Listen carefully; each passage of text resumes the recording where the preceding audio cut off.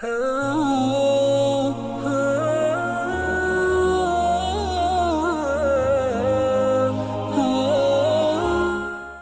نے یہ سوال کیا مسجد کے انتظامیہ کے متعلق.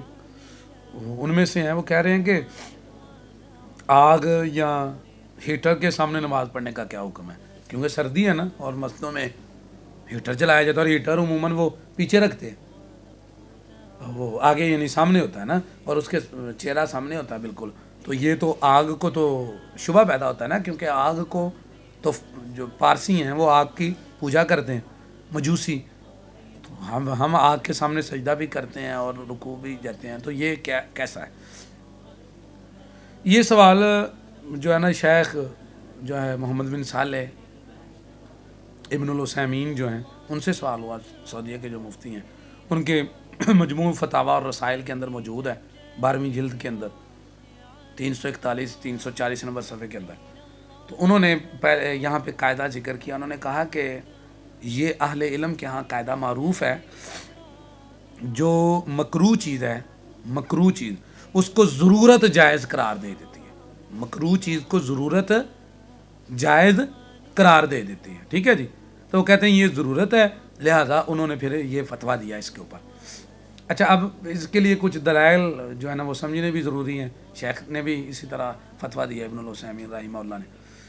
نمبر ایک یہ ہے کہ دیکھیں، بسا اوقات کچھ ایسی چیز ہوتی ہے جو صحیح نہیں ہوتی، لیکن نیت کو سب سے پہلے ہوتا ہے عمل دخل. جیسے صحیح بخاری شریف کی پہلی روایت ہے نا، انما الاعمال بالنیات. آپ مجھے بتائیں، بندے کو سجدہ دنیا کرتی ہے کہ نہیں؟ لوگوں کو بھی، فرعون کو سجدہ کرتے تھے نا، قرآن نے وہ بھی منع کیا ہے انسان کو سجدہ کرنا. تو آگے بندہ بیٹھا ہوتا ہے اور آپ پیچھے نماز پڑھ رہے ہوتے ہیں، پڑھتے ہیں کہ نہیں؟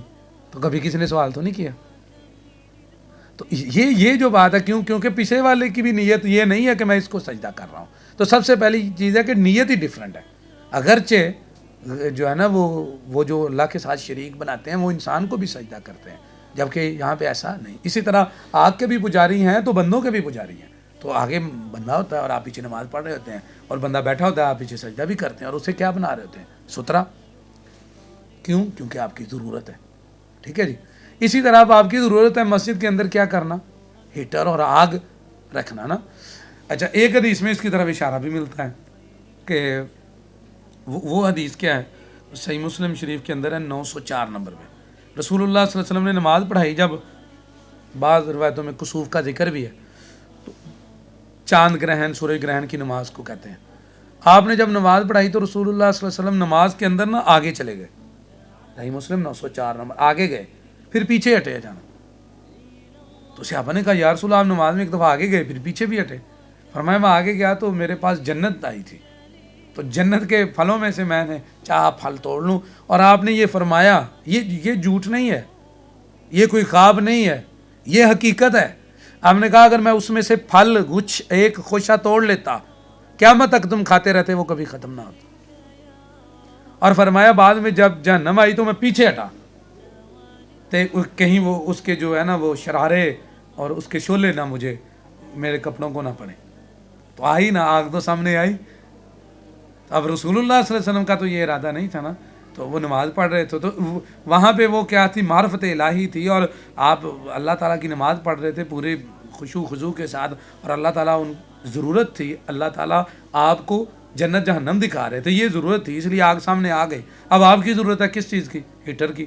تو اللہ رب العالمین نے خود آگے آگ کی ہے محمد رسول اللہ صلی اللہ علیہ وسلم کے ایک مقصد کے لیے، ضرورت کے لیے. تو آپ میں سے کسی کی نیت اس کو سجدہ کرنے کی نہیں ہوتی، لہذا جو ہے نا ایسی بات کوئی نہیں ہے. اور آپ جو ہے وہ رکھیں، اور مسجدوں میں سہولتیں دیں نمازیوں کو زیادہ سے زیادہ، جیسے جو ہے نا باہر سہولتیں، تاکہ نمازی زیادہ آئیں مساجد میں.